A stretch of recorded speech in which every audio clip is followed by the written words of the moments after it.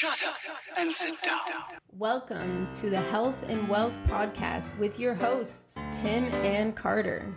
What's trending, Enrichers? Carter Wilcoxon, founder of CSI Financial Group here, with my co-host and former wealth advisor, Tim James, founder of ChemicalFreeBody.com and your new health advisor. This is the show where we reveal the connection between physical and financial abundance.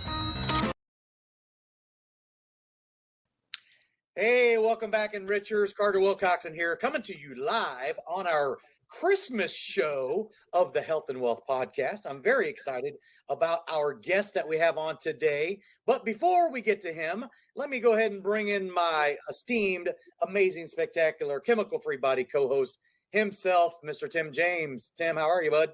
Carter, I'm doing good. I'm glad to have Dean Soames in the house today with us. Can't wait to learn more about Dean, what he's got going on. It's been raining a lot here in Portland, Oregon. That's all it seems to do now. It's that time of the year.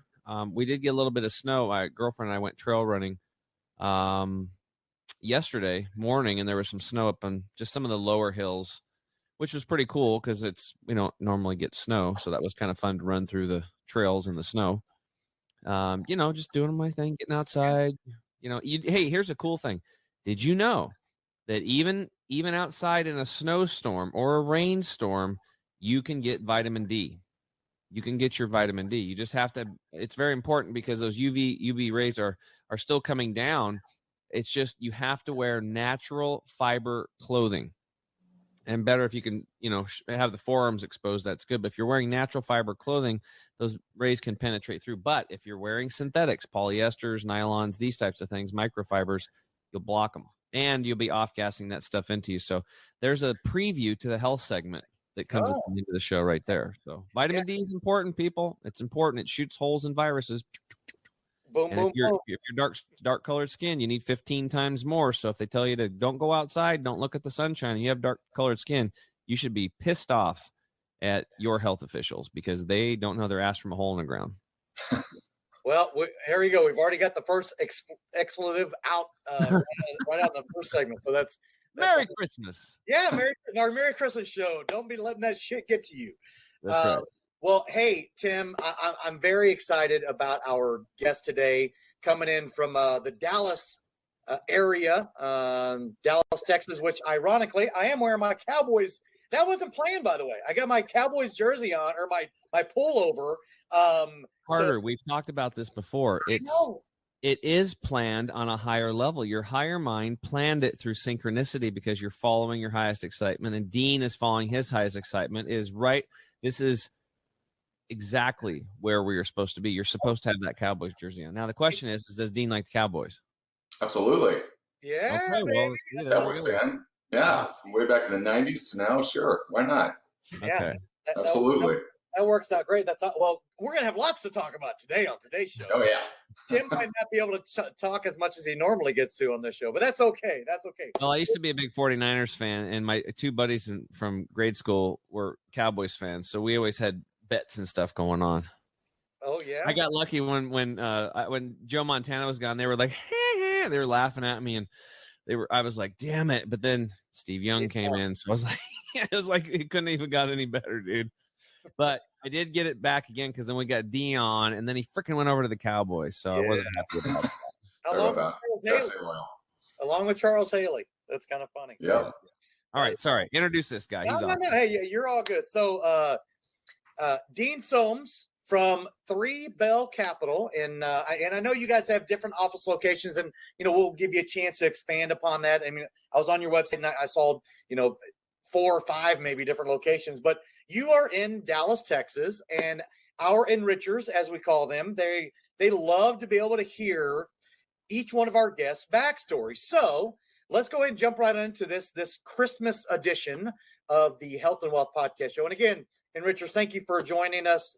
Make sure to like, share, and subscribe, and get all of our previous web recordings from our guests at www.thehealthandwealthpodcastshow.com. So, Dean Soames, I was just having this conversation which I regularly have this conversation with our guest on the show about, it's not like you're going to grade school and you're like, man, I can't wait to be a money manager, financial advisor, growing up and everything. So share with the enrichers, if you don't mind, like, what was the infancy? What was the thing that led you down the path to go into the financial services industry, and share with us and expand as much as you want to on how that really got started for you? Sure. I mean, that's a great question. I think that you're right. You don't just really wake up one day and, you're a kid. You mostly want to be an astronaut or a firefighter or something like that. I don't know many kids that want to carry around a briefcase and say they want to work on Wall Street. But I think that the impetus for me was, my dad was a big trader, and, I kind of followed him as a kid. And I got the opportunity to go work for a hedge fund when I was in high school. It was one here in Dallas. It was a long short hedge fund run by a few guys there. One of them actually went on to become famous in The Big Short, not the movie, but the actual trading, and shorted subprime during the housing market. And so it was just an absolute brilliant shop. And this is back in the late 90s when technology wasn't really there in terms of charting and things like that. So what they did for me was they bought a roll of paper that was about 2.5 feet tall and rolled it out on the floor. And I would have to calculate by hand, point and figure for corn futures. Mind you, I'm 17 years old at the time. And this is back when, pink slips were still being thrown around and I'd have to reconcile the trades. So I'd have to call the trade desk in New York, reconcile the trades. And I was doing all these, charting by hand. And at the end of the day, I'd finish putting the X's and O's for the point and figure, and they stand on top of a desk behind me and look at what I had drawn and basically make trades on all of that. And they did really well. And so that was pretty much the start of my fascination with money and how money works and how it flows throughout the world, and decided to pursue it. I actually ended up studying history and theater in college, but actually just kept it alive and continued to work for the fund. And that fund manager is still a mentor to me to this day. So it's been a great ride. Wow. So your dad kind of was your first influencer as far as going that direction then? Oh yeah, definitely. And it was all technical analysis based too. So he'd get the I forget what they're called. They were blue and green books. Their daily graphs was what they were called back in the mid 90s. And he would get a ruler out and a pencil and draw trend lines on these graphs. I mean, it was pretty basic, but you didn't have the computers that back then that you do now, as you know. So everything had to be done by hand, and it was pretty new in terms of how to trade. Technical analysis was back then, so it was cool. So it's interesting. So you're a numbers guy, right? But then you go to get your degree in history, which is sort of like left brain, right brain, right? So that makes you a very balanced individual. So how, what was the attraction, I guess, for history, but you're a numbers guy? So a lot of people have mentioned that too, and I guess you're right. I guess there's two sides to this coin, and so I loved my history professor in high school. I was actually a former drill sergeant for the U.S. Army, and he was just larger than life and made it fun. And I love the subject, and I think that history is important. I think if we don't learn from our past mistakes, we're just doomed to repeat them. So learning about the cyclicality of human emotion, which was really what drives history, is what's so important, and how it actually translates quite well into finance, to be honest. Yeah. So it's here lately, I've been hearing a lot about emotional intelligence, right? So that's kind of sort of a little bit what you're talking about. How do you see like emotional intelligence with what it is that you do, day in and day out? How does that reflect in someone's overall portfolio building and things like that? Sure. I mean, it's fear and greed, right? That's what drives the stock market. There's a trading psychologist. His name is Dr. Van Tharp, and he's written a lot of books. And I think that he explains it best that 90% of trading is controlling your emotions. And you can learn all the things that you want, but at the end of the day, if you're driven by your emotions, you're doomed to failure. So I think that it's kind of this this game that you almost have to play with yourself about, making sure you don't become trapped into the fallacies that, us human beings tend to have quite often. Yeah, and a lot of that is, I mean, as the saying goes, right? You buy low and you sell high, but all too often it's the exact reverse, isn't it? That's right. Yeah, we're all just little lemmings following each other off the cliff at times. So, I kind of like to, be a salmon that swims upstream a little bit sometimes, and be a contrarian to see what really, and, as you mentioned earlier in the show, peeling off the layers of the onion. And I think it's important to study that and get your hands dirty. Yeah. So let's go back. Now you born and raised in the Dallas Fort Worth area, correct? I was born in Indiana, actually. So I was born in Indianapolis, but we moved down in '89 to Dallas. My dad was general counsel for GTE, and then worked on the merger and acquisition with Bell Atlantic, which is now Verizon. And so that's where we were, because the world headquarters for GTE got moved down to Irving, Texas, which is just like a suburb of Dallas. Yeah, well, it's where Cowboy Stadium used to be. Used to be. That's right. Yep. The old one. That's right. And as we were talking about on pre-show, or maybe it was even when the show started, about I'm wearing my Cowboys jersey or my pullover. I mean, and that's where the 49ers dominated. Yeah. Well, that's funny. Yeah. Well, true. All I know is that I really don't even care anymore. I'm so beyond that. It's like it just doesn't really matter anymore. You had to throw it in. I'm just trying to fit into the sports stuff, because I was a big sports nut for years. I played baseball at a high level for 30 years, and I'm I enjoy sports. I still like it, but when guys were making millions of dollars and they get caught driving, in yellow Hummers, stoned out of their mind and stuff, and they're, I don't know. It's just frustrating watching some of that. Oh yeah. Yeah, no doubt about it. Well, on that note, though, Dean, growing up in, Friday Night Lights, right? I mean, you dealt with that for quite a long time and everything. Did you play any sports growing up? I did. I didn't play football. I was on the swim team in high school, which I really enjoyed, and then actually was on the ski team for Boston College. And so I skied giant slalom and slalom. It was great. D1, it was fun. Wait, time out. Wait a second. Yep. You're okay. We got another first, Tim James. The first slalom skier of one of our guests so far in giant slalom. And for myself and in Richards, what's the difference between slalom and giant slalom? I don't even know. So giant slalom is it's probably the thing that you're thinking of with the flags that you ski around. Slalom are these they're plastic poles, and they've got a spring at the bottom, and they go, you slap them down as you go. Yep. So the Winter Olympics are coming up, I think, in February, something like that. So It's going to be a big sport. And so that's what I used to do is ski both of those events.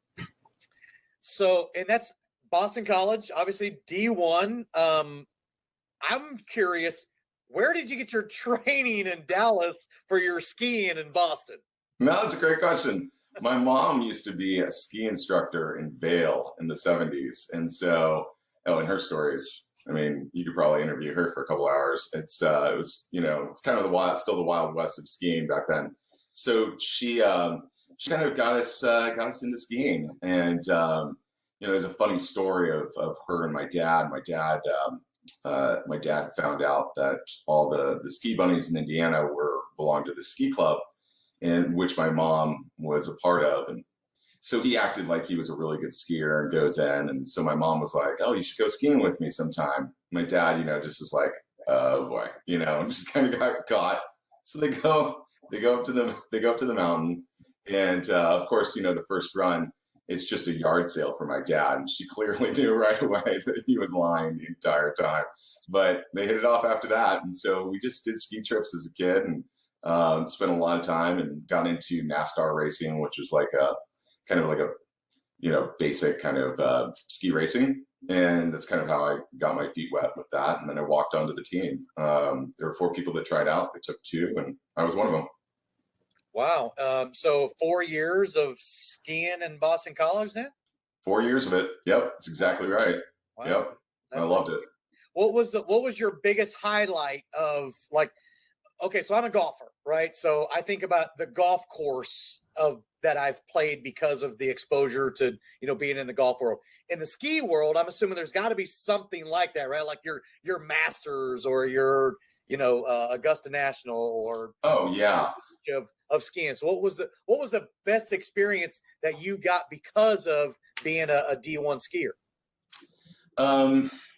There's two things that I could say about that. One, while I was racing, going to these big events, say like Killington, Vermont, or Sunday River in Maine, was just a thrill. And I think Killington, Vermont is the only one on the Women's World Cup circuit in the United States. So right now, for the last couple of years, so it was pretty cool to ski there. And then I spent about 6 months living in Vienna, Austria, and got to ski in Salzburg and Eliances. And I actually got a chance to ski with some of the Austrian ski team members, and that was really, really fun in Salzburg. And there's the big Super Bowl of World Cup skiing. It's called the Honeycomb. And basically there are more than 100,000 people that show up for this ski racing event in Austria. And it is, pre-COVID, that is, but yeah, it's the Super Bowl of skiing. I eventually want to do that. I've heard some amazing stories. It's just one big party.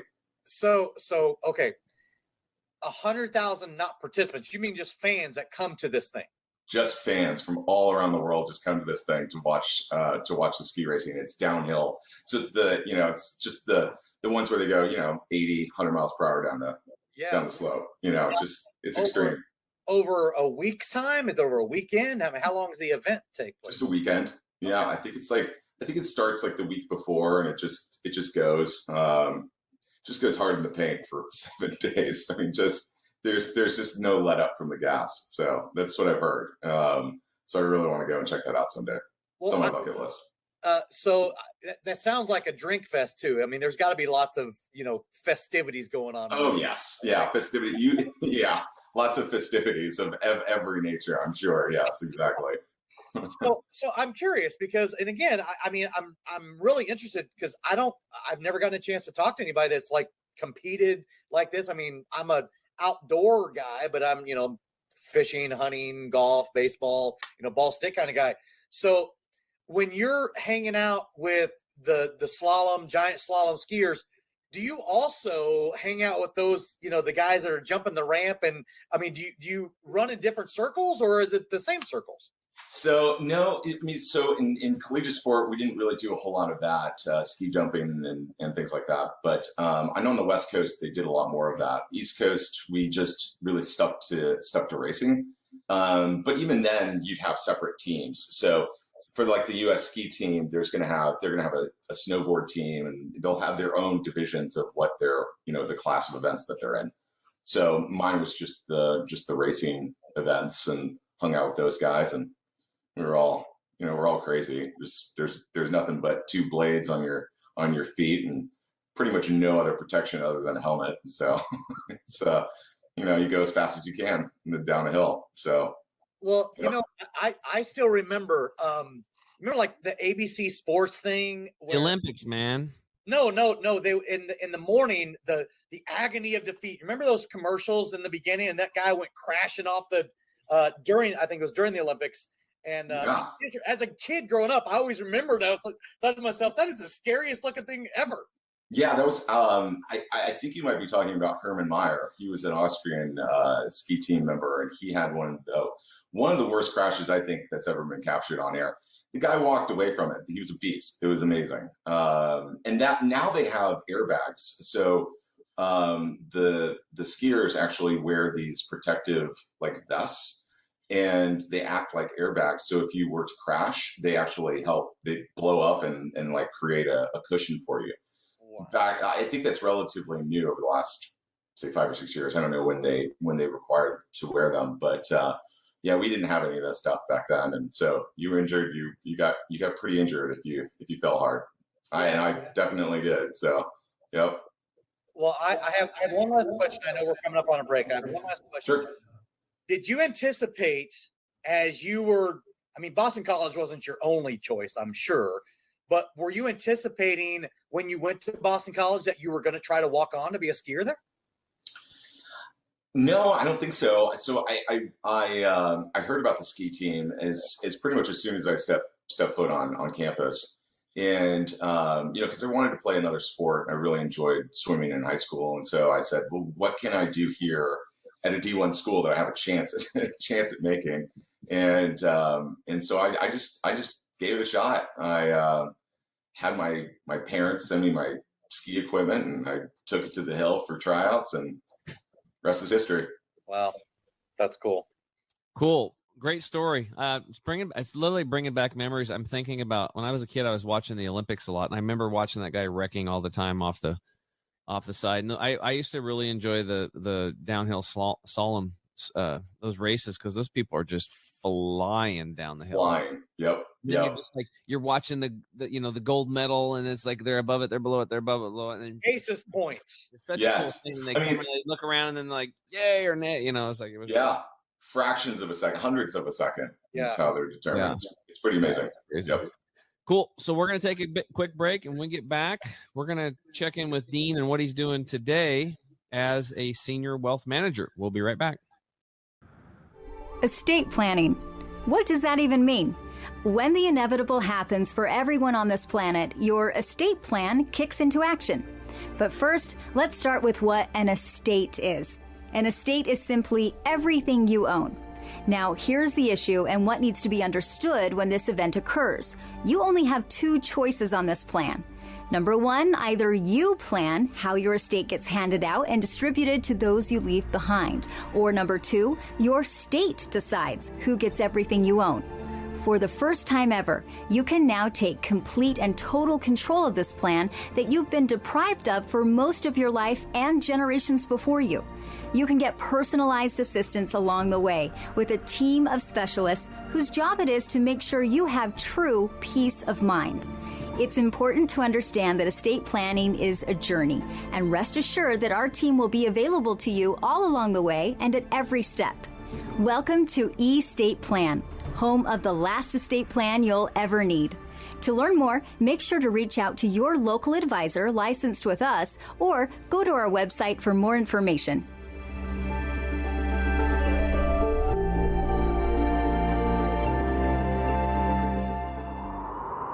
What's up, Enrichers? Tim James here with my co-host Carter Wilcoxon. Back in the house, we've got Dean Soames with 3 Bell Capital. He's a senior wealth manager. Dean, what's going on over there, brother? Tell us all about what you're doing today. So all in one breath, just so you know, Carter. Yeah, yeah, it's exciting actually. The firm has grown quite a bit. I knew the CEO, John Porter, for a couple of years prior to joining the firm. Actually, I've only been at 3 Bell for about a little over 6 months. Prior to that, I was at the Bank of New York, working as a wealth manager there, and sat on their fixed income committee. And so John actually, just as a friend, just said, hey, I need some help institutionalizing my firm. Would you be willing to help? And we talked for a while, and I tried to help him out, while I was at the Bank of New York, and then eventually decided to jump ship and go work with him.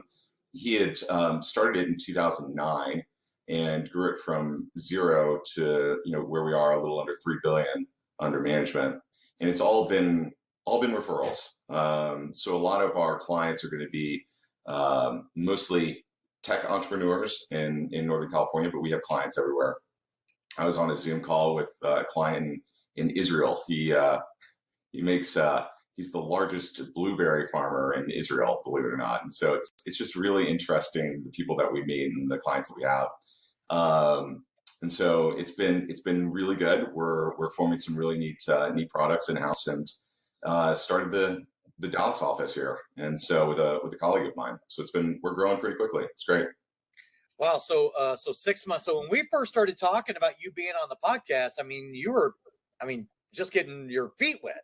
Yep, that's exactly right. I was. Yep, but it's been a seamless transition. It's been wonderful, and the colleagues that I have there at 3 Bell are just cream of the crop. They're great. They're really fun to work with, but they're also really brilliant. So So now you said you knew the CEO previously prior to you coming to Three Bell. So who initiated the move? Was it you? Was it sort of, you kind of just made sense? I mean, how did that transition happen?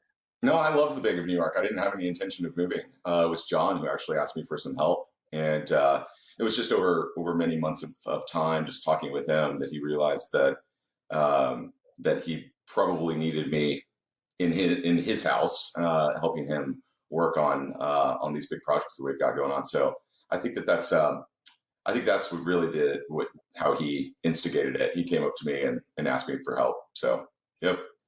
Gotcha. Now, so how did you meet him originally then? If you were at Bank of New York and been around since 2007, you said, right?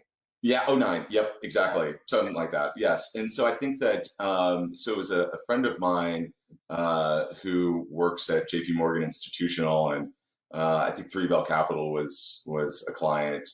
And so it was a lake party in Dallas that he had flown out for, and that's how we met and just had a blast. And I mean, I can't say enough about the guy. So we just became really quick friends and stayed friends for several years now. So it's been nice. Yeah. So he initiated, he wanted you to come over there. And then, so how long were you at Bank of New York then before that took place? Just a couple of years. I was only with them for a very short amount of time. Prior to that, I was at a single family office here in Dallas. And so I worked with them as the senior portfolio manager, focusing on hedge funds and more technical analysis, in-house programs and stuff like that. Gotcha. So so you guys are growing. What would you say? And I know it sounds like referral based, introductory based and everything. And you've got office locations. Actually, talk a little bit about the different office locations. You just started the Dallas office. Where are the other locations at in the country? So I think that we've got some locations on the East Coast. The biggest bulk of our business is going to be in Northern California, where it was first established. And that's always going to be kind of the world headquarters, I think, for Three Bell, at least for the time being. But I think Dallas is quickly growing to be another large office. And I think it's probably going to be the second largest here pretty soon. So, yep. Well, share with the enrichers then, what does the ideal client look like for you? Who is it that you're normally working with, or the vast majority of the makeup of Three Bell? What do they look like? Yeah, that's a great question. I think that we specialize in entrepreneurs, business owners, families, certainly that maybe had an exit event from selling a business and have complicated structures. They need work with trusts, estate planning, things of that nature, insurance. We kind of help them on that sophisticated level, and it's not just investing. That's just a small part of what we do for our clients, and I think that's really what we try to focus on and help them and grow them for multi-generational wealth. Nice. So, is there a centralized location then in Northern California that you're predominantly working out of, or would your clients know any different when you're having communication? Simply because I'm making an assumption. A lot of times you can have virtual meetings, although prior to us, hopping on here today and recording this, you said you've been flying all over. So maybe you're pressing the flesh across the country then. Absolutely. So I think that, COVID changed for a lot of people in the way that businesses are run. Technology is certainly, I think, a silver lining of COVID, if there is one, is that there's been a rush to improve technology and remote access for workers. And so for us, there really isn't a need for one office like how business used to be done. We can basically do it from anywhere in the world as long as we have internet access and a computer. So it's easy for us to be able to communicate with clients, get things done on a very timely manner, and be able to be there when they need us, both internally and for the clients.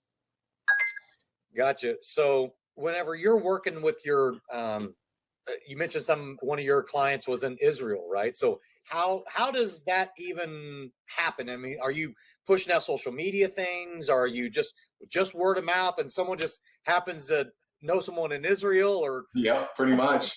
or Australia. Is that the deal? We've got clients in Australia and Hawaii.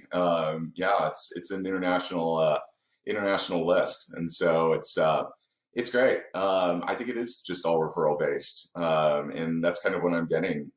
People are really excited, and we like that era of excitement at the firm. Nice. Now, obviously, you talk a lot about like endowments, and it sounds like a multifamily office sort of feeling is what I'm hearing. Yes. Is there kind of a threshold in order to get access to 3Bell and Dean Soames? Well, I mean, obviously, we want to make sure that we can give them the best amount of service possible, and so I don't know if we have a real stated minimum that we want from clients, but if they do have an estate that needs help, or possibly work with other family offices on their investment side, that's kind of what we do. It's a case-by-case basis. We don't really like to set bars where we might exclude someone from being a really good client. So really, we just kind of try to meet everyone we can, try to help them. And if we can't help them, we try to help them by referring them to someone else that we trust. Gotcha. I got you. So when it comes to, because our foundational approach that we have at Epic Services is really helping the mass affluent out when it comes to estate planning and demystifying why estate planning, aka family succession planning, is so critical. All too often, and I don't know if you deal with this in your day-to-day or not, but all too often we hear how people think they sort of conflate estate taxes and estate planning as one and the same. And as we all know, there's very few people, households and mass affluent especially, that have an estate tax problem at this juncture. So the thing that always sort of surprises me pleasantly is that when we help to demystify on delivering what we call the 3 E's, where we educate, enlighten, and empower these households through our advisor network, that look, if you care about your family and if you want to make sure that you have a seamless transition of assets, the optimal thing to do is make sure you have a team of specialists to make sure that next generation is set up in a great position, so that, number one, most importantly, we were talking about emotional intelligence earlier, and that the mentality of whenever the matriarch and patriarch pass away, to set up that family to not fracture themselves, right? So do you deal with some of those things in your day-to-day as you're helping to become this all-encompassing, it sounds like, again, planning strategy, this ecosystem of people that are providing services? Yes, I think that the E of education is probably one of the most important parts when wealth is being transferred to multiple generations. I think that the majority of wealth is lost on that second and almost gone by the third generation without proper structure in place and education. And that's vitally important, that you communicate with the client on an ongoing basis, even more so when it comes to the second generation than it was with the first generation. So yes, I agree with pretty much everything that you just said. And E of education is by far my personal favorite thing to do in helping the clients. Yeah. Okay, Carter, I got a story about education. It's really important, listeners. So check it out. This buddy of mine back in the day had a roommate, and his roommate was a logger. So he'd get up every morning and put on his boots and go saw logs up in the woods, chew his tobacco. And his parents passed away. And he gets a phone call from a stockbroker. And the guy said, "Come on downtown. We got to get some money for you here from your parents." He's like, "Okay." So he shows up in his dirty boots up in this high-rise deal. And he says, "Hey, so how much of this money do you want?" He's like, "I'll take it all." He's like, "Well, do you know how much you have here?" He's like, I don't know, 20, 30 grand or something like that. He's like, just a little over $1 million. He's like, "Oh, okay. Well, why don't you give me 500,000? So this guy has no experience with money. Now, he owed my friend $3,000, and he'd owed him this money for a long time.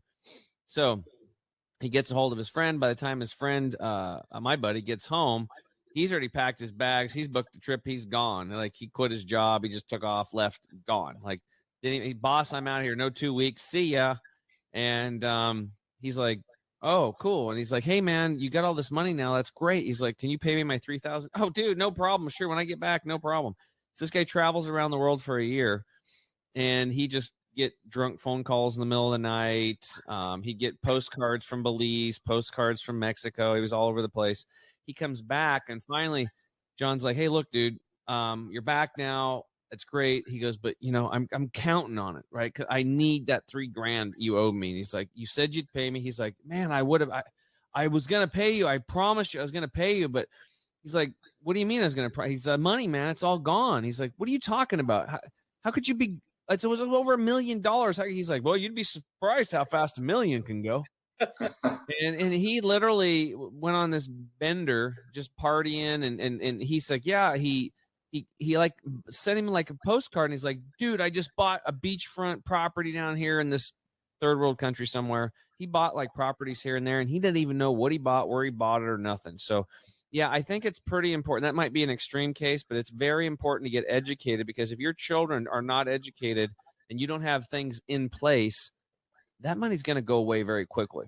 It's going to go away very quickly. It's just like all these people that they win the lottery, and most of them will tell you 2 years later, they file bankruptcy. Their life's a disaster, ruined all their relationships, and they get in trouble. All money does is it'll exasperate what's truly going on inside of them. So that's what's really important. And a lot of people need work in that area, work on self, work on their health, work on their personal spiritual mission and all that stuff. And a lot of people aren't doing it. So I think it's really important to have people like Dean out there educating them so they can keep, because you work hard for your money. Sorry, guys. You work hard for your money, and you want to donate, or you're not donate, but you want to will it onto your kids and grandkids. That's where trust and all that stuff and the planning really takes place, because you can control your money above ground and below ground. I know that's what Carter does really well over there at Epic. Yep, that's exactly right. That's a great story. It's very true, though. Yeah, it's funny though, right? I mean, yeah. Like, there was more to the story, but explicit. What do you call it? Exploitives or whatever. Yeah, expletives. I call them Yeah. cuss words. Cuss words. Lots of cuss words in that story. That's funny. Yeah. Well, look, I mean, the number one concern that we hear on a regular basis as we, on the front end, educate these households.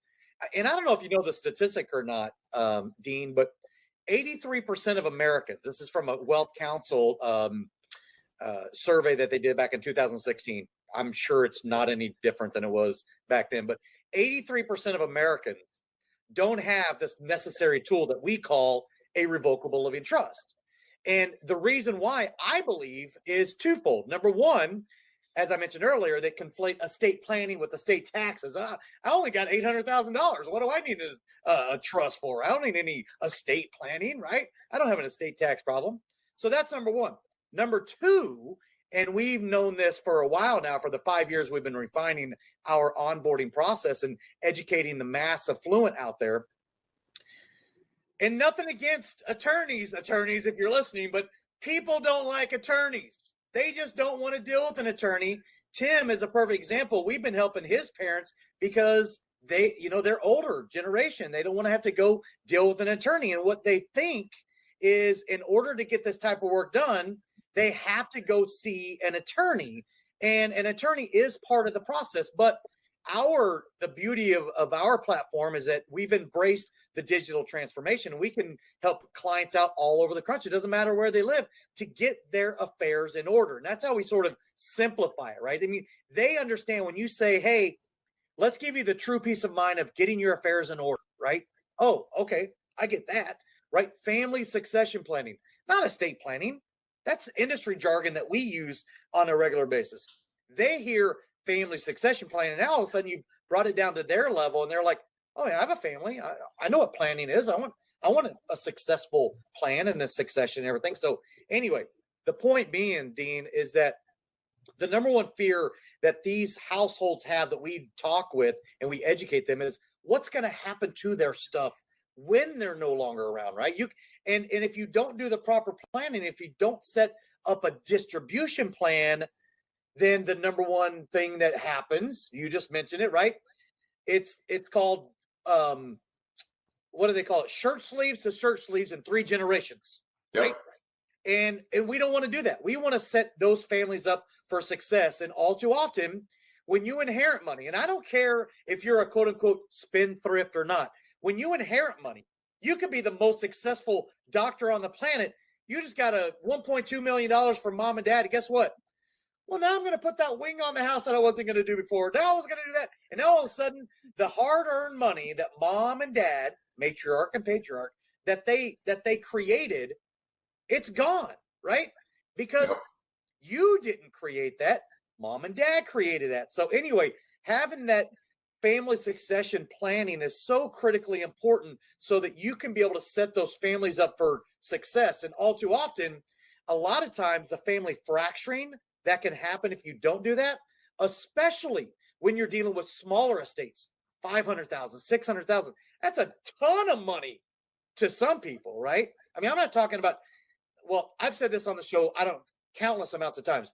I believe, and where my passion lies, is that those families that have that $500 to $5 million need a lot more help than those who had the $5 million to $500 million. Yes. I agree.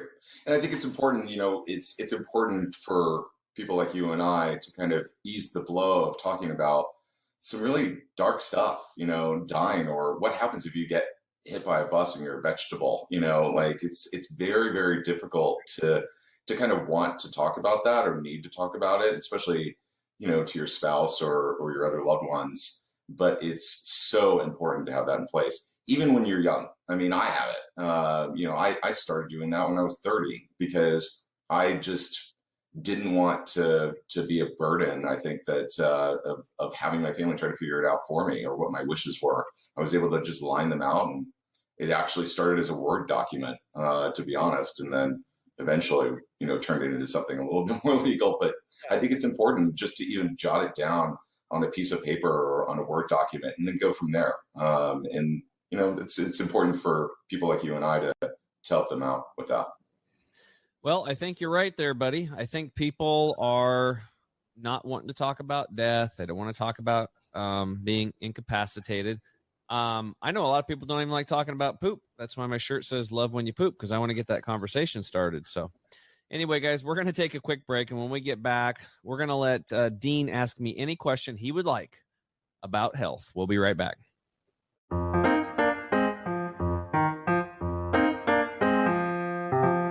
You want the absolute best for yourself, and you want it to be easy.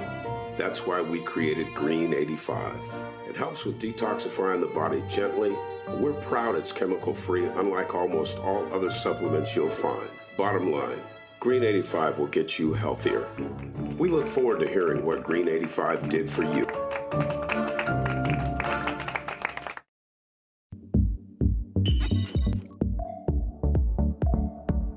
To get this product and our other amazing products, go to chemicalfreebody.com. That's chemicalfreebody.com.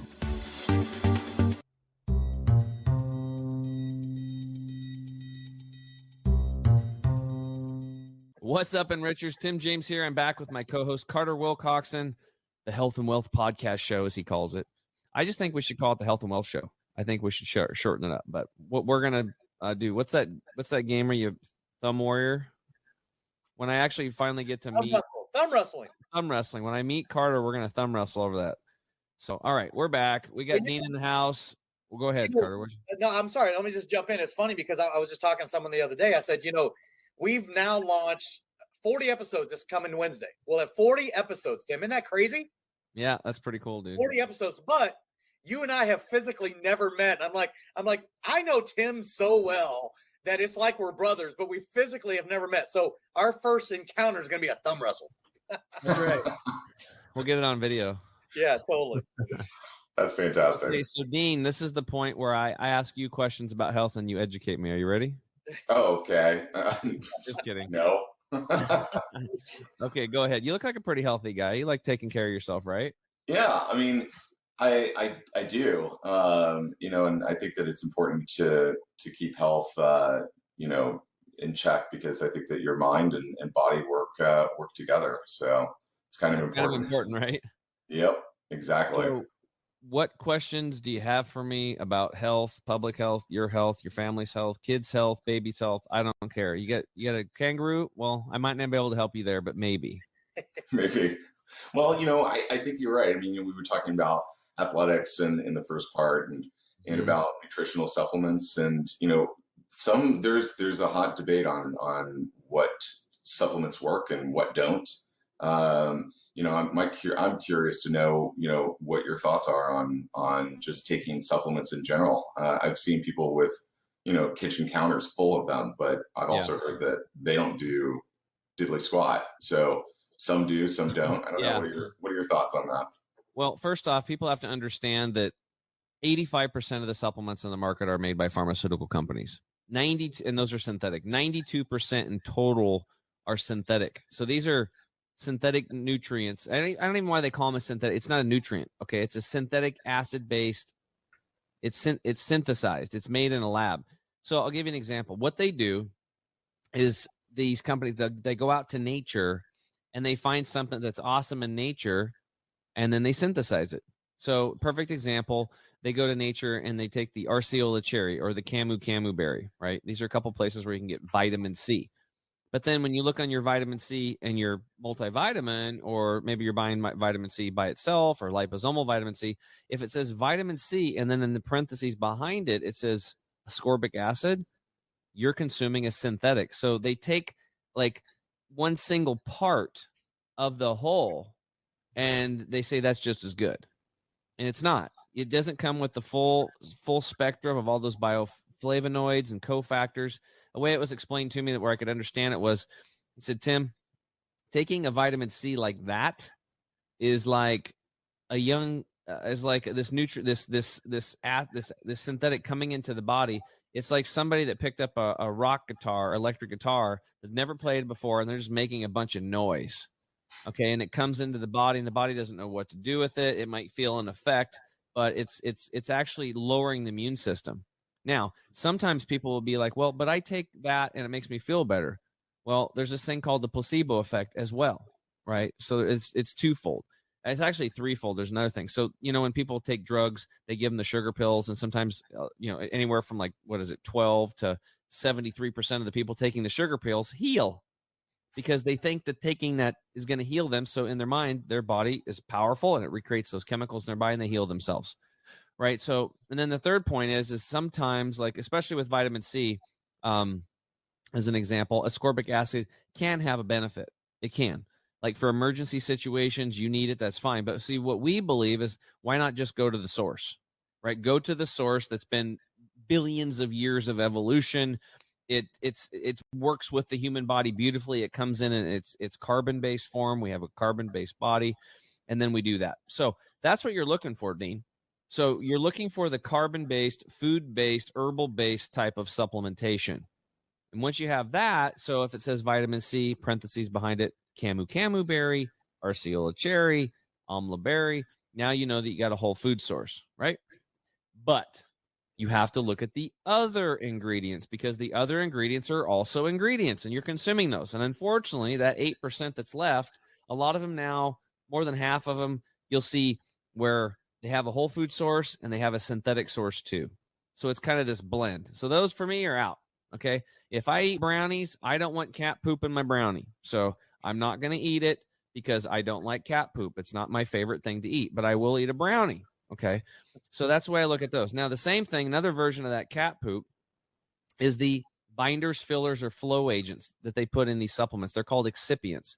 These are to help because, especially Americans, if you take a synthetic and it barely fills up an eighth of a capsule and most of the capsule's empty, you're going to feel shortchanged when you buy that, right? Oh, yeah.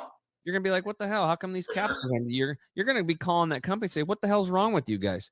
Well, they have to fill that in. So what are they going to fill it in? Magnesium stearate, silicon dioxide, dicalcium phosphate. These things are toxic. Silicon dioxide, as an example, level 3 toxin on the EPA's toxin list. Yet it's in most supplements. Check your cupboards. Okay. So these things are done that's a filler. Now they do the same thing. Flow agents, these encapsulation machines that fill the capsules, tend to cake up, especially with naturally occurring ingredients, raw materials. So they put these flow agents in there to flow the ingredients through so they don't cake up for speed of production. That's good for money, but not so good for your health. So you have to look out for these things. We are like our company, Chemical Free Body. I built the supplements. We're a coaching company. That's what we do. We are education based because people have to get awareness and educated. We want to do it that way. We don't want to come from a fear standpoint. We want to come from an enlightenment standpoint. We want people to move forward towards something. Unfortunately, though, we still probably get 70% of the people coming us today because they're moving away from something. They got diagnosed with X or Y or Z, or they're tired of being 50 pounds overweight, or they're sick and tired of their skin. They're looking 20 years older than their friends, or they just want whatever. They want to get off the medications. Either way will help people. But the reality is people need to get their awareness, and then they need to move towards something. That's where that's a better place to come from. But so we developed the supplements because of my own frustration as a coach, reading the labels and going deep, because it started for me in the food industry, actually, like reading labels on food and reading labels on things I was drinking. And then finally, when I added whole food supplements to my life, that's when I took my health up a couple nother levels. And I was like, whoa. And then I read a book called Supplements Exposed by Dr. Brian Clement, and it highlights all the stuff I'm talking about. It's crazy. And you're like, what? And they actually show pictures of Kirlian photography, actually synthetic vitamin C versus a whole food vitamin C. They take an energetic picture of it, and you can take a 6-year-old child and show them that both of those pictures and say, which one do you like? And every time they'll point at the full spectrum one. Just a 6-year-old child naturally, instinctively knows that's what is good. Right. And unfortunately, we get so busy and we're so inundated and we don't know what to do with our health. When we really do, the good marketing takes over and they get us. Right. And they get us to start taking this stuff. And then we get this effect. We don't know what. And then we just keep buying it because we had an effect back in the day. But the reality is most of these supplements, the ingredients themselves are not good. And then you have the other ingredients that'll even draw down a little bit on the if they put a good formula together. And I've already helped over a dozen companies that had good formulas, but they had crappy other ingredients. Get that stuff cleaned up. But the owners just didn't know. They're like, okay, this great formula. They send it off to the manufacturing plant, and guess what? They put that stuff in there, and it's okay. It's a GMP certified facility. It's, FDA approved facility, but in small amounts, they allow that stuff to go in there. To me, small amounts of cat poop and brownies is not good. And I sure as hell don't want something that's a level 3 toxin in my supplements, especially if you're really trying to get healthy and you're taking, 3, 4, 5, 6, like some people have these big, huge countertops full of this stuff. They're grasping, trying to get their health. And, we usually can help them do that with a supplement review. We go through their labels, we educate them on it. And then people start getting educated and like, oh my God. Like if you look at ours, I don't know if you can see this, but can you see where it says magnesium stearate, no silicon dioxide, no dicalcium? Yeah. That's why do I put that in big red letters? Because I want people awareness. They're like, wow. And then they go look at their stuff. They're like, oh man, I got magnesium stearate in mine. Oh, it came from diseased cow bones. Oh, it came from genetically modified soy or corn, or they were feeding that to the cows. Why would you want to put that in your body? It just doesn't make sense, even if it's a little bit. So that's kind of the whole way to look at it. So what you want is whole food, herbal stuff. And we took it to a whole nother level where we make sure that everything's sun-dried or air-dried under 110 degrees to keep the life force of the enzymes active. So it's really important because it's not just the regular nutrients you think about, like vitamins, minerals, trace minerals. There's hormones, oxygen, phytochemicals, enzymes. And in those enzymes, those are the carriers of electric, like, electrons. We talk about this all the time. Biophotons rain down from the sun. They're captured on the leaf of a plant via photosynthesis. Chlorophyll is made there, and inside there, those amino acids and these enzymes are there, and inside of those things are electrons. So when you're eating living food like sprouts or taking a supplement that's been cared for very gently, as you take it into the body, it's literally, and you chew it as far as food goes, or you take that supplement in, it's actually going to transfer those electrons directly into your body. Boom, like really quickly. That's why when people drink our greens, they'll feel like an uplift just instantly as it's going in their mouth. Some people that are more sensitive, right? People that are like Reiki masters and people that are intuitives, they really pick up on it a lot more than a lot of us that have been, dumbed down with harmful if swallowed. Please contact the Poison Control Center toothpaste that we put in our mouth every day and all this other, Glade air fresheners, all this garbage. So hopefully that answers your question on supplements. It does. That was great. I mean, you educated me quite a lot there. And my question is, it's overwhelming. Now I'm going to be spending the entire night researching and looking through my cabinets. So how do I? I mean, it's overwhelming. So I know that nutrition and buying vegetables and things like that. But I mean, what are some besides the supplements that you have? Where can I go to? Just how do I need to educate myself on what to buy at the grocery store too? I mean, well, we actually, in our group coaching community that we have, when people join, like when you purchase our products, you can either just join directly or it's a monthly membership, and you come in and we give you all of our manuals. I have over $2,500 worth of manuals in there. One of them is the Chemical Free Body Shopping Guide. And it could have been it was a lot bigger guide. I necked it down and made it as small as I could, but I actually made a huge shopping list of things that are on the approved list just to make it easy for people when they're shopping. And there's a list of things to avoid in certain, top 10 things to avoid, or the top different sugars and stuff, because they hide sugars. They call it different things. They'll call it like dextrose, right? And people just, they don't know that's sugar, right? Or they'll call it xylitol from the birch tree. But it's still, I think, 65% sugar, right? So sugar.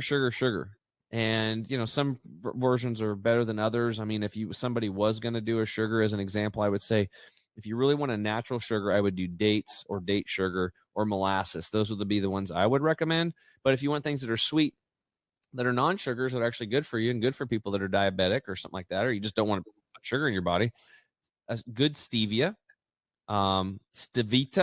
Stevita brand stevia. They have the liquid one. That one's not processed with chemicals. And then also, if you're going to do the powdered stevia, that's about 100 times sweeter than sugar, by the way. Like one drop's like a teaspoon of sugar. It's awesome.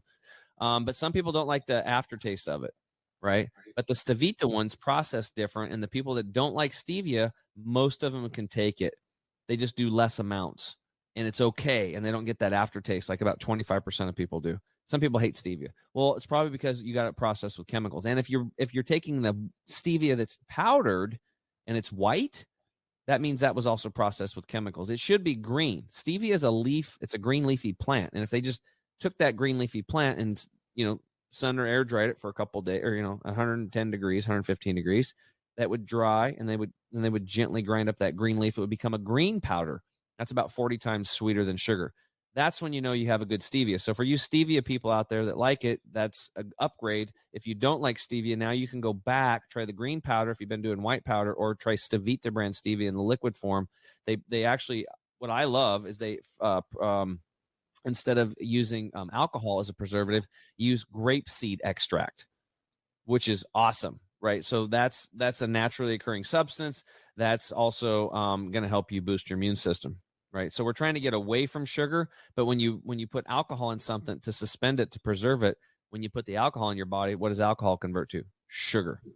So it's kind of an oxymoron there to have a non-sugar stevia with alcohol base, because it's silly. But a lot of people don't go to that depth. Right.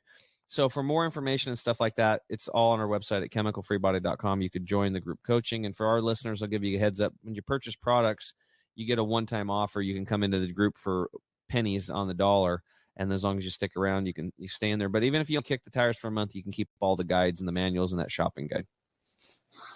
Well, that's awesome. I mean, yeah, see, I didn't know a lot about a lot of this stuff, so I'm going to be researching a lot of this. My other question is kind of selfish in a way, in terms of what I like to do, which is skiing, and I'm a high altitude mountaineer as well. And I've always tried to research what might help boost blood oxygen or red blood cell production, things like that. Do you, is there a source, or do you know the answer to that? I've kind of read mixed things, and then there's medical studies and stuff that are being done, but I don't really know if there's too many of them out there. Is there a place where I can go look for that as well? Yeah, actually, this is I'm so glad you brought this up, because almost in the beginning of my career, this question got brought up by somebody who was going to go run. Actually, it was Pat Miletich. He's one of my coaching clients. He's a UFC former Hall of Famer and world champ. And he was going to do the, I don't think it's not the bad war. Maybe it's the bad war. Anyway, it was a ultra marathon, 100-mile race up in the Colorado Rockies. Yep, the ultras. Yeah, the ultra marathon. Yeah, I know exactly what you're talking Yeah. about. Anyway, I can't remember if it was the bad. I don't think it was the Badwater. It was another one. God, I can't think of the name of it. But anyway, he's like, dude, I'm gonna go up there and train. What do you got? So we put like a little package together for him. A couple of our things and a couple things from a couple different other companies. And I just can't speak to it clearly right now because I'd have to go dig up my notes and stuff. But there is some stuff that we did for that. And then I also did it again for a gal who was a business associate that she was a lowlander, she called herself, and she went to hike up in the Incas, in Peruvian mountains, and she knew it was going to kick her butt because they were just going to get there and start, boom, go right up there and go hiking. So, it takes a couple days to acclimate and get those cells built up and stuff, the red blood cells and all that stuff. So we gave her that little cocktail too. So definitely could do that. I would also recommend in that case, if we have a water machine that we hook people up with. It's at mypurifiedwater.com. And you can get this machine and it actually charges your body or your water and your cells with molecular hydrogen, which is pretty freaking awesome. If you drink, well, you have to be careful in the beginning until you get really clean. You just drink a quart of it in the morning and you put a little salt under your tongue afterwards, a little like Himalayan salt or whatever. And dude, it's unbelievable. Like you can get high on water. Like I'm a little tired today because I've only had 1 quart of it. Usually I have three by now.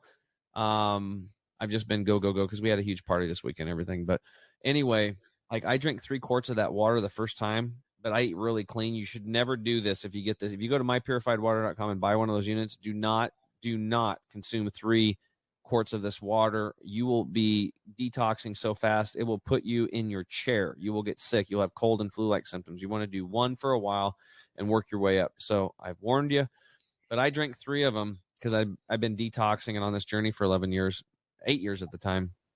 And dude, I was high on water for 6 hours. And then I called the lady up and bought the machine afterwards. And I've been high on water ever since. That's amazing. Yeah, it's freaking awesome. So there's a lot of things you can do, but yeah, we have some supplements and stuff like that I could refer to you. Yeah, that'd be great. But yeah, that would be awesome.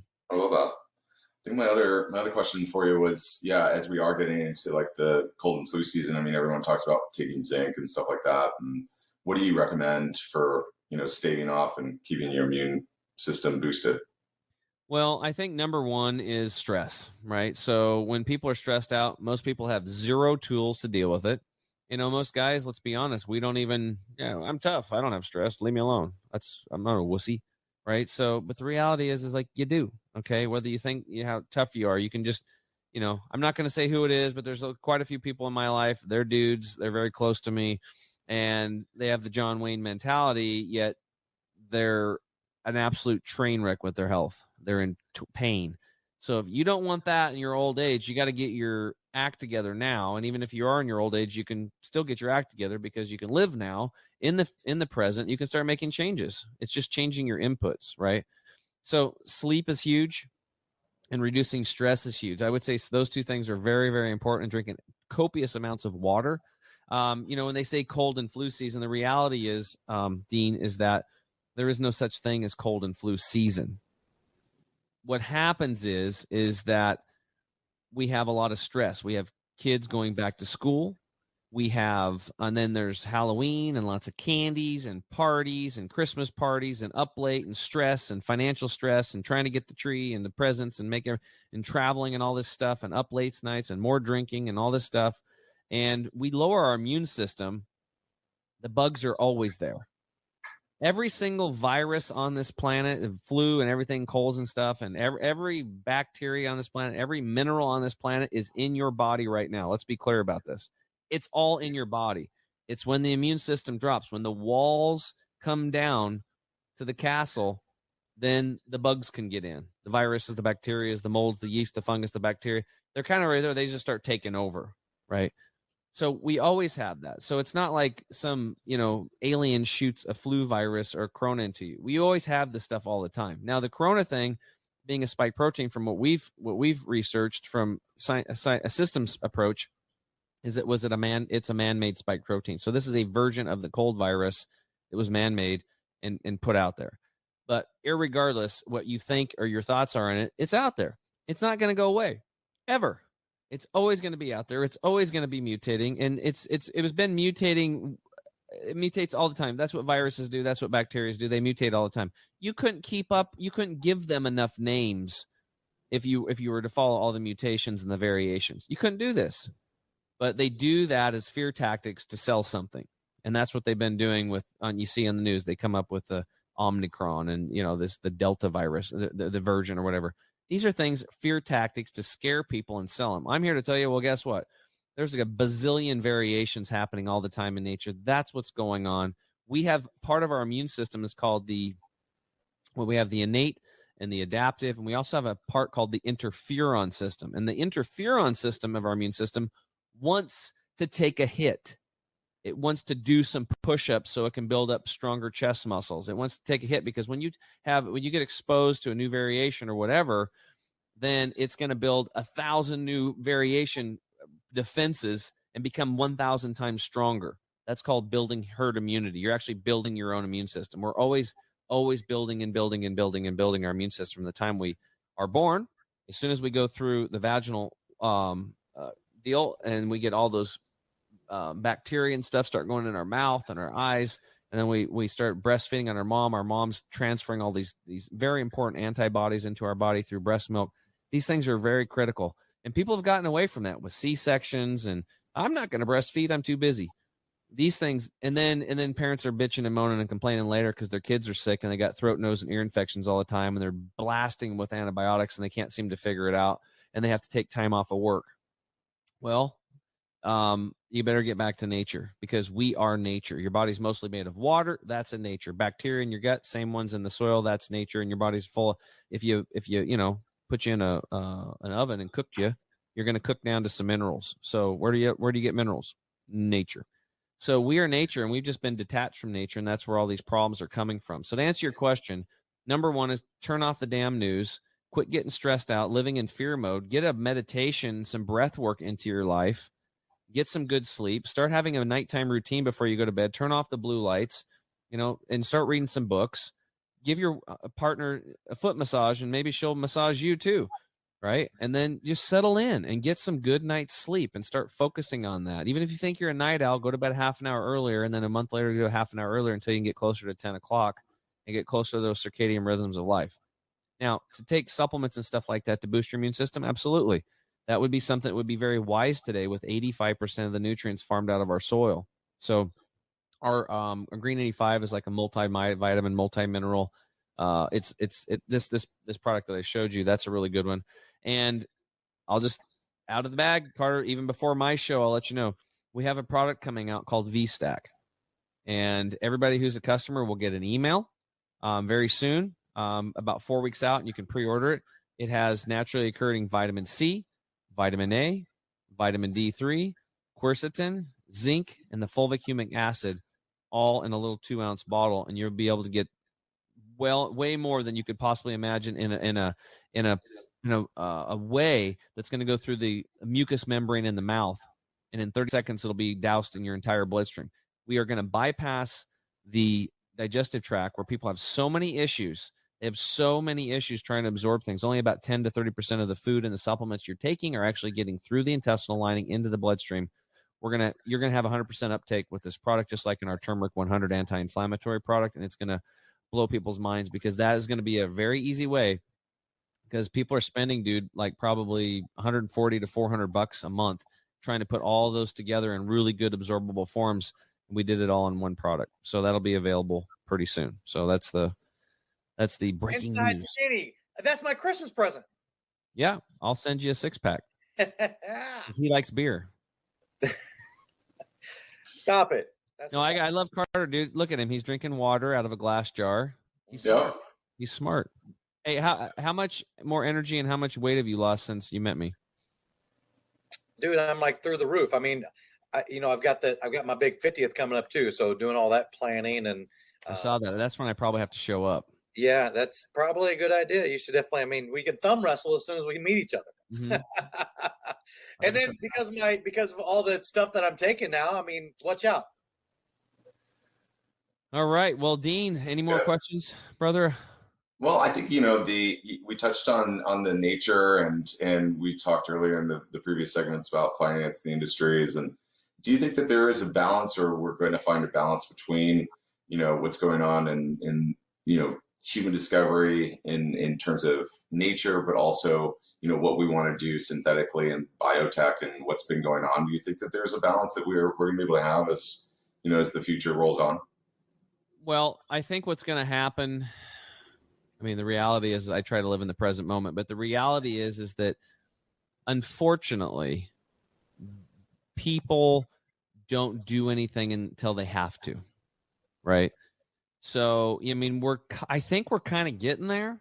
When you have like half the people listening here today are going to die of cancer if you don't make some changes. And a lot of it's not our fault because of all these pollutants in the water and the food and the air and it's everywhere. And the carpet and the clothes you're wearing, it's like air fresheners, all these things are off. I mean, they spray the damn TV screens and stuff with fire retardants and stuff like that, right? So, and those things cause cancer, right? They put cancer-causing agents in most of the shampoos. It's called sodium lauryl sulfate. That's just one of them. So I think what's going to happen is that it's okay to advance technology, but you can do it with nature. Unfortunately, big business is, I'm going to give an example. Like you could take soy as an example, like Henry Ford did, and he built a car, and instead of using metal, he used soy. Panels were made out of soy, and they were like freaking tough, like gun turrets on like destroyers, those things, and those battleships and stuff. They made those were, you could make them out of soy. Yeah. But what they do is then they genetically modify the soy so they can sell it to you and patent it. And it's a whole big, long story about a whole thing. But, we could do things in nature. It's one of the things that I'm doing. It's like our company's Chemical Free Body. I don't want to have anything to do with plastic or chemicals, but guess what? We have, some of our products are in plastic right now. I was literally physically upset and in tears when I started my company because we were going to use these other pouches that were like made out of rice paper and they're compostable. I actually wanted to put seeds impregnated in the pouches so that if they blew away down the road, flowers would grow out of them. Like, that's kind of cool. Yeah. The goal. So we're still looking at this stuff. But to get started in business, I had a mentor say, hey, look, you got to get going first. You can change the world later. But you have the entire industry against you right now and everything and the pricing models and all that stuff. And in your profit margin is terrible compared to everybody else because the raw materials, you don't skimp at all. So it's like next year is like when we're finally after 7 years getting to a point where we're profitable. Last couple of years, the first 5 years it wasn't. It was like using up all my funds, everything that, it's a financial, I save. Thank God I did. I was able to push my dream forward and do this and bring this awareness and bring products out to people, which I wasn't expecting to do that. And now we'll have something that we can help people. But I'm looking into packaging because my goal is to be 100% chemical free all the way through soup to nuts with this company. But I think it's possible. I think it just really depends on, the people that that are listening. Everybody listening here has to understand that you are driving industry with your purchasing dollars.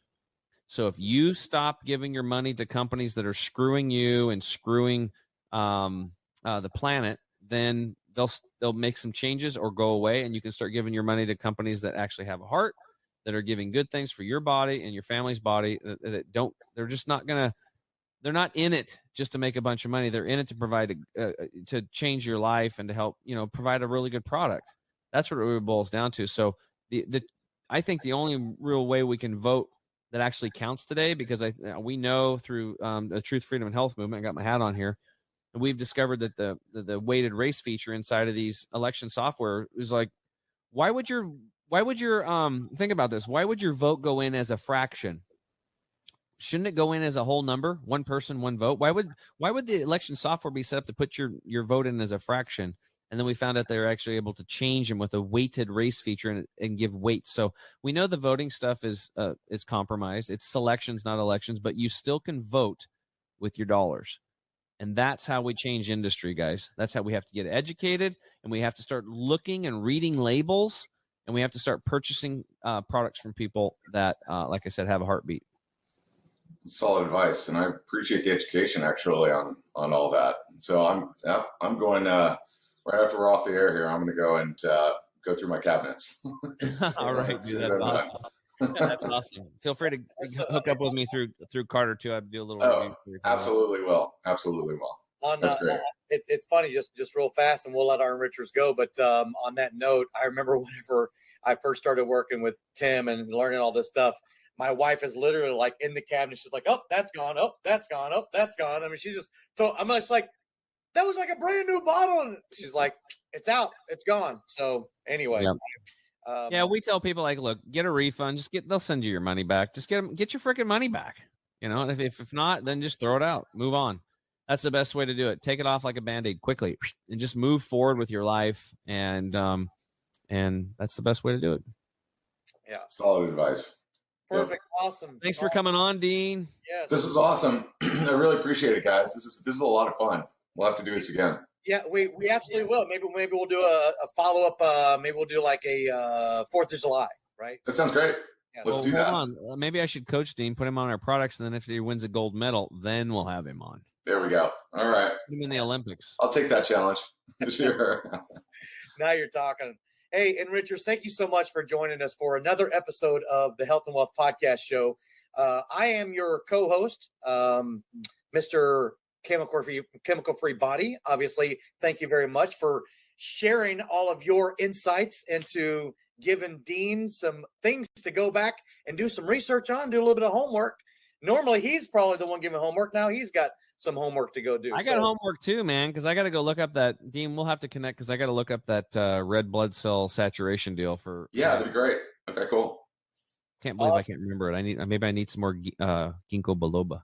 Actually, or Bacopa maniera.